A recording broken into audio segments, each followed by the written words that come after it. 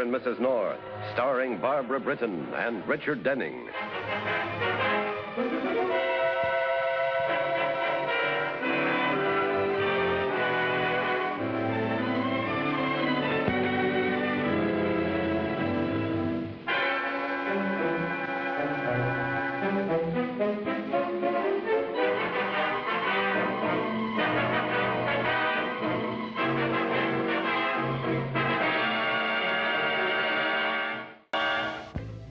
Myra, come in. How are you, honey? Don't how are you me. I brought back my introduction to you a long time ago. Hey, what is this, a gag? It's no gag. I've just been wanting to do that for a long time. I guess I had that coming.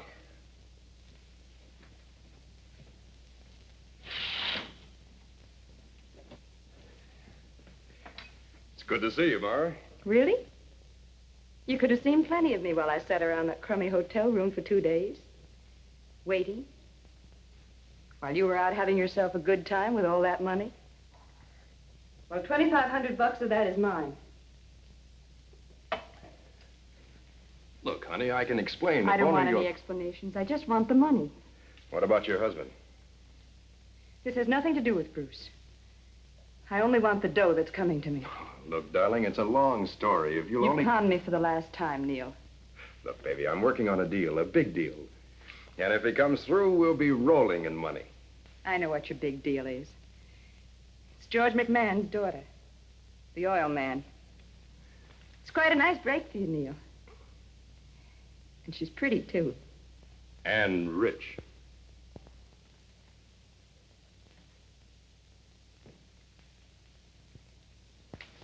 So I want my money. Okay, Myra, just give me a couple of days. No, now.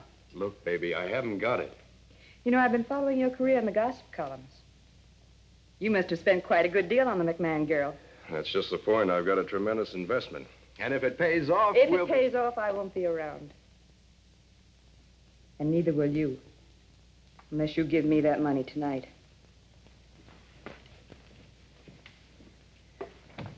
I hope I make myself clear. Tonight.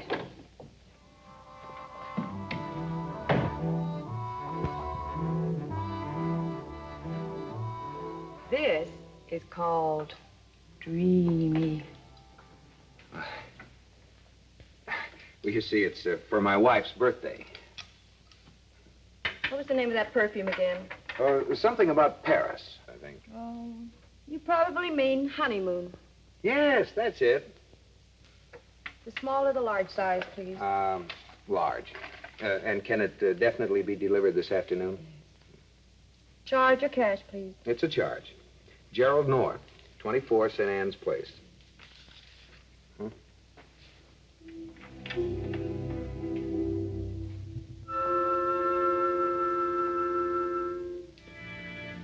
Okay.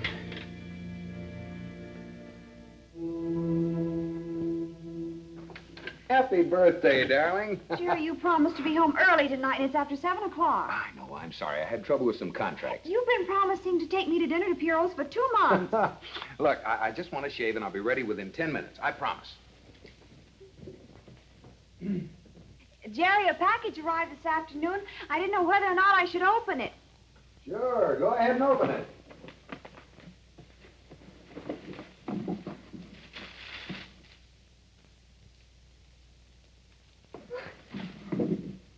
Oh, Jerry. It's beautiful. Good, I'm glad you like it. I'm going to wear it tonight. What you got on now is good enough for me. Oh, silly, this is a must.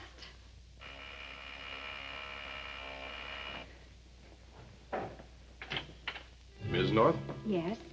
I'm from the Lord and Fitch department store. I'm terribly sorry, but there's been a mix-up. A fur coat was delivered this afternoon by mistake. There was a package for this address, but it was missent to a Mrs. Donahue. The store will bring your package by first thing in the morning, but I have to get the coat. The store is awfully upset about the inconvenience, and we... Wait a minute. Jerry, what did you send me for my birthday? The perfume, why? Nothing.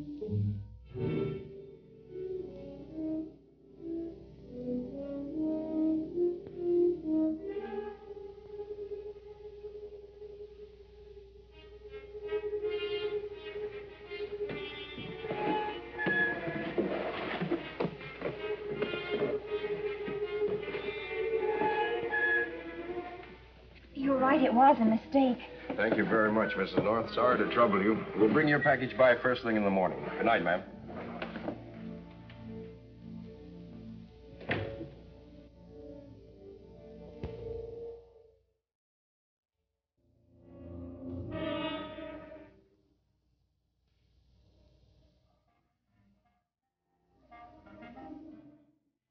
Who was that, darling? Man from the store. What store? Lord and Fitch.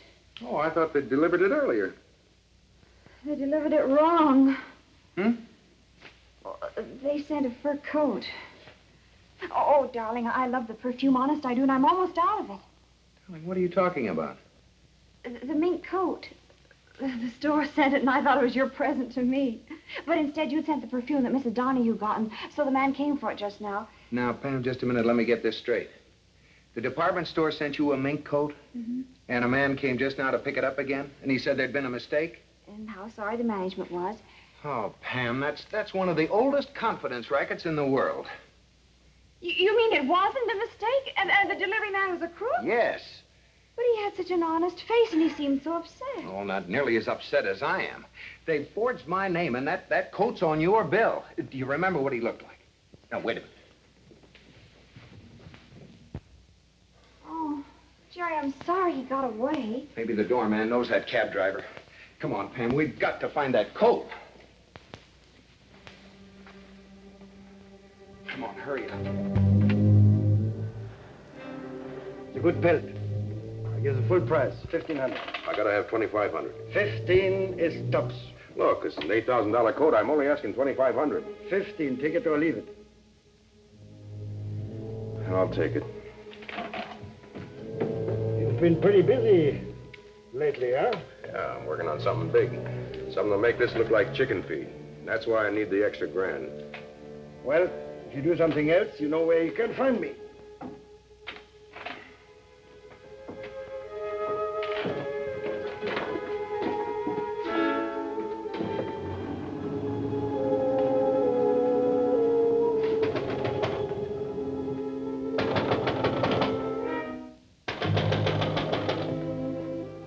I'm closed for the night. Look, we don't want to lie. I'm closed for the night. I know, but did a man come here with a mink coat? The fellow had dark hair. He was about my height and about my age. You're not so unusual, mister. Well, I think he is. Oh, Pam, please. Look, we traced the cab through the dispatcher. We know the driver brought him here. He was wearing a uniform.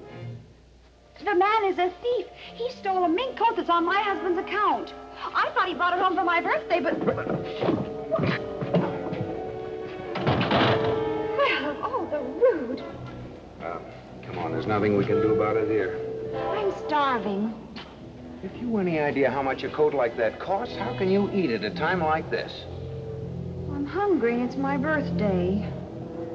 Oh, darling, that's right. I'm sorry. This is a pretty rotten celebration for you. Come on, we'll get you some dinner, and I could certainly use a drink.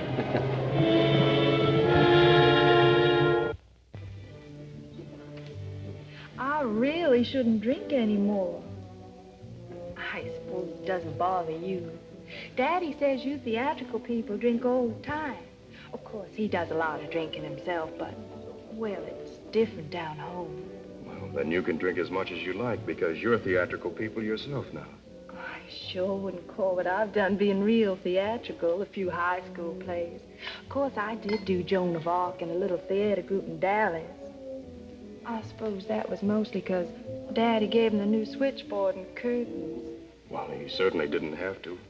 You've real talent, Kathy. You mean that for sure, Mr. Weber? For sure.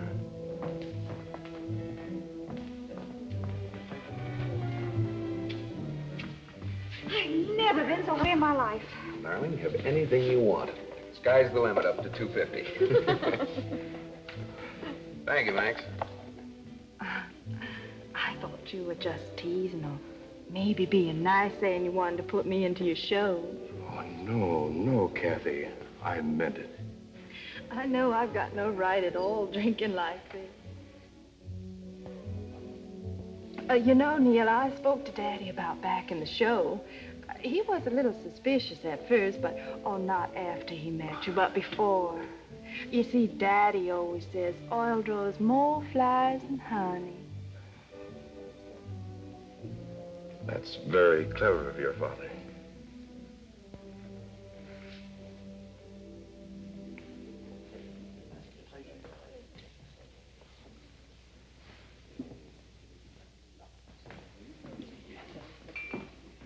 What's the matter, Neil? You got a toothache? No. I just remembered a telephone call I have to put in. It's very urgent. Oh, it's about financing? Yes, I won't be long. Your eyes got a bug out every time you see that guy. You told me you were washed up. I am washed up. What I've got to say to him is strictly business. Wait here. She isn't going to enjoy her dinner. Who isn't? That woman, she's awfully mad about something. Here, dear. Concentrate on your food instead of the gossip. Oh, excuse me.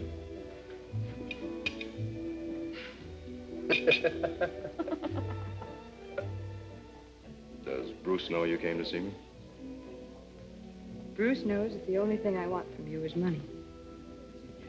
And I want it tonight. Or else I'm going to blow up your little deal with the McMahon girl. Oh, no, look, honey, this isn't just a con deal. It can be legitimate.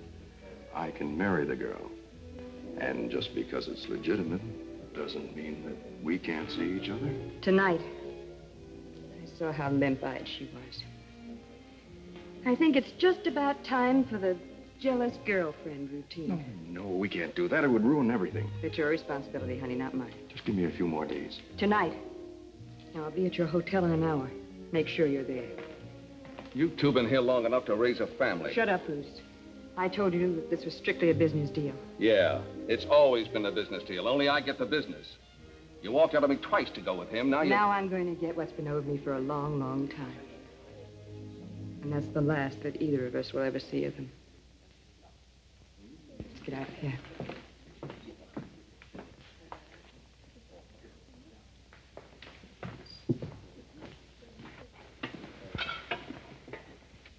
You sure enough do want me to be in your play? Sure enough. Why don't we go up to my place and look over a copy of the script? What's wrong? Well, all right.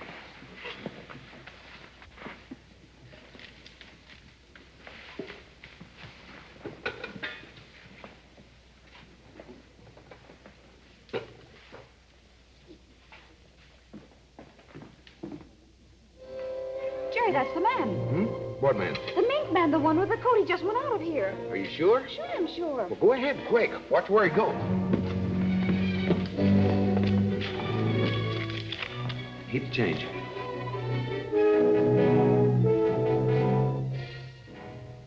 Let's drink to us, Kathy. No, that won't do it at all. It's like blowing out the candles on a birthday cake. You have to do it all at once so you don't get your wish. Like this.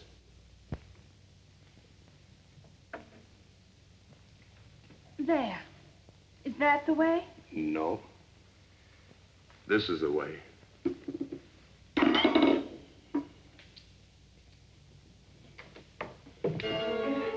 So. This is the woman. This is my rival. I won't stand it, Neil. I told you that. Stop being a fool and get out of here. I won't stand it. You can't do this to me. We've never meant anything to each other. I've never given you any reason. Never given me any reason. I love you. Isn't that reason enough? Do you think you can squeeze a woman's heart as though it were a grapefruit? Put that down. I'll kill you. And I'll kill her. Neither of you will ever can do it.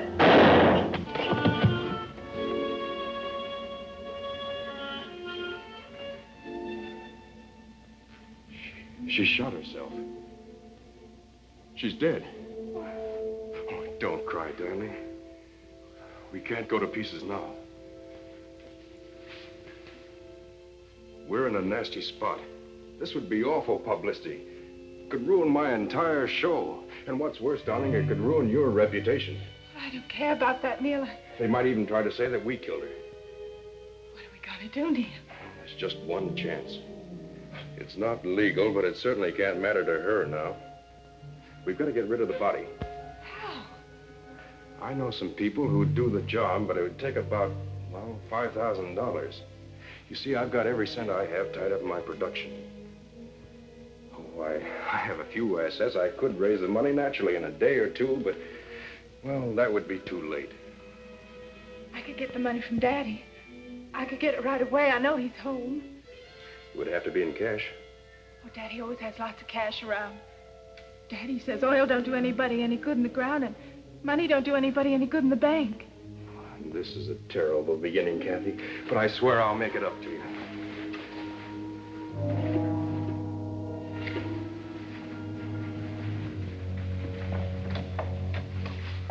Hurry, darling.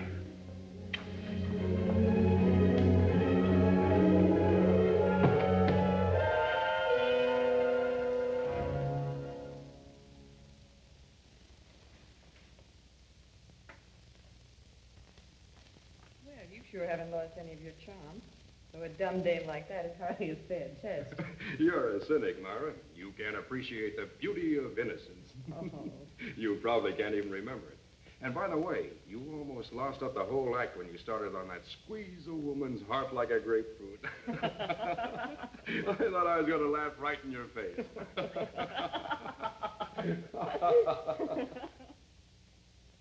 How can I answer riddles? Now, we have 400 rooms and 700 tenants. But we know he's here. We followed his cab. He's good-looking in a sleazy, mean way. About 5'11", with brown hair.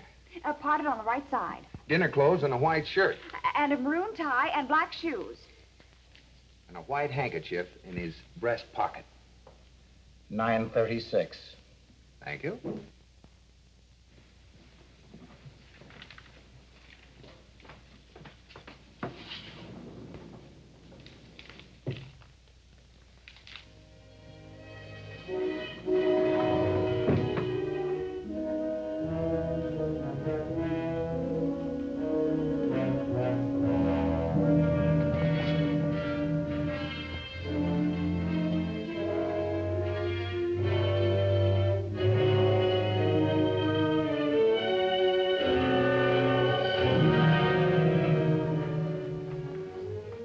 Jerry, look.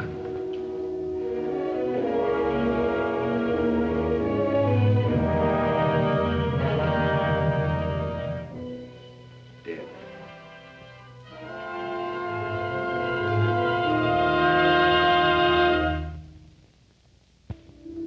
Jerry, stop him. What's the hurry? I didn't do it. Well, then who did? A guy named Weber. She's always carried a torch for him. I'd have done anything for her, but all she ever wanted was him. Even when she was hating him, he was all she ever wanted. Why should he kill her?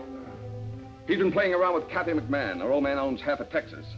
I suppose he didn't want anyone lousing it up. You didn't kill her. Why did you run? I thought you were the cops.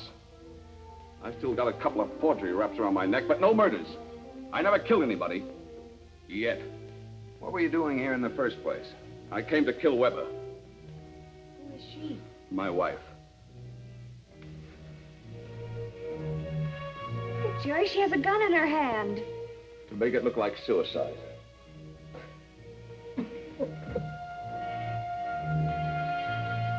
All right. Get back now.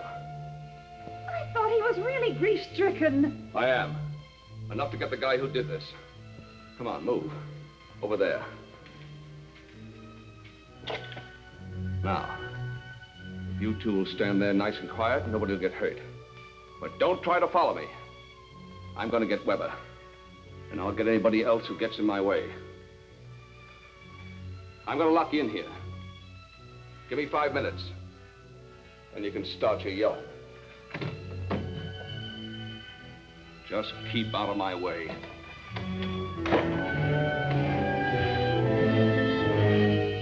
Jerry, I'm going going to get Bill Wigan. We must stop that man before he finds that Weber. Wait a minute. He said Weber was going around with Kathy McMahon. Her father just bought the Belden mansion. We'll start looking there. That was the elevator. We can go now. Come on, let's try the fire escape.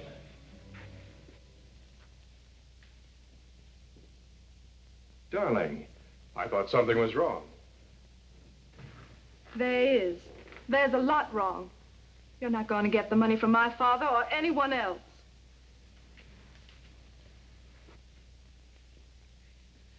I went back, Neil. I went back to get my purse. I heard the two of you discussing the frame-up. It's true, Kathy. I don't know how to say this. I've done a lot of things in my life I'm not proud of. Well, I'm not excusing myself. I'm just trying to say that probably the only honest emotion I've ever felt was for you. And that's why you arranged for that woman to cheat me?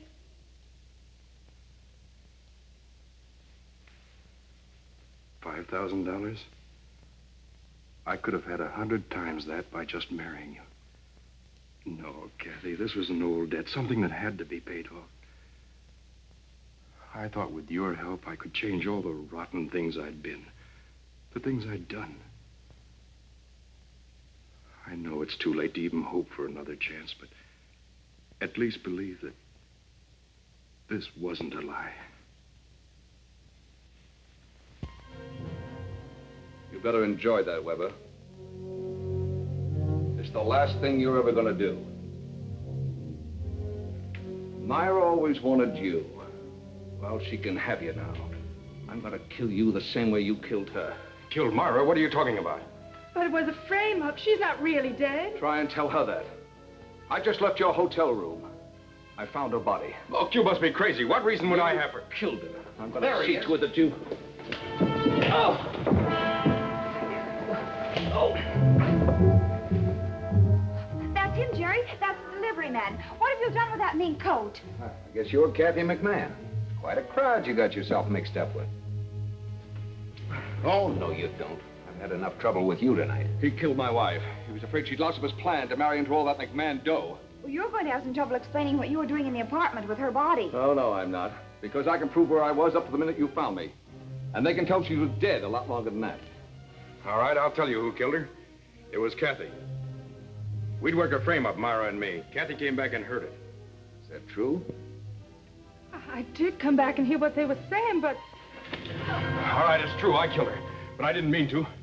We had a fight, and there was a struggle, and she hit her head on the table. I tell you, it was an accident.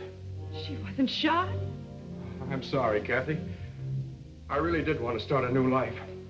I thought you and I could be a swell combination. This is one thing you won't get away with, Weber. All right, keep back, all of you. Keep away from me. Keep back.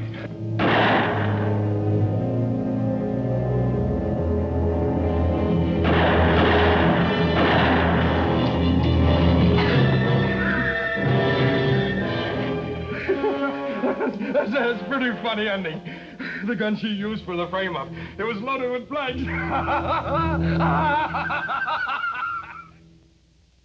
Yes, darling. Oh, wait a minute. There's someone at the door.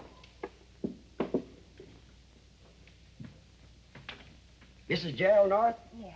A package for you from Lord and Fitch. Will you sign here, please? What's in it? A mink coat.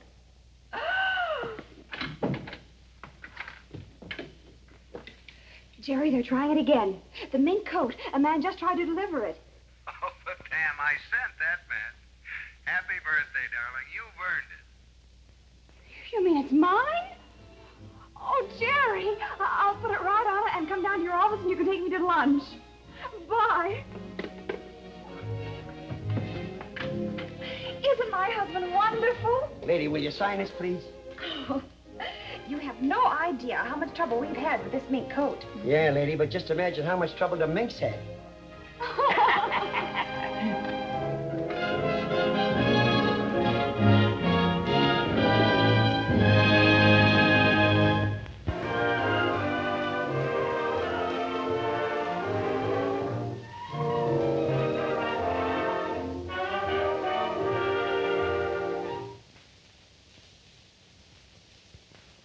Mr. and Mrs. North is directed by Ralph Francis Murphy. A John W. Loveton production. Produced by Federal Telefilms. Starring Barbara Britton and Richard Denning, featuring Francis DeSales.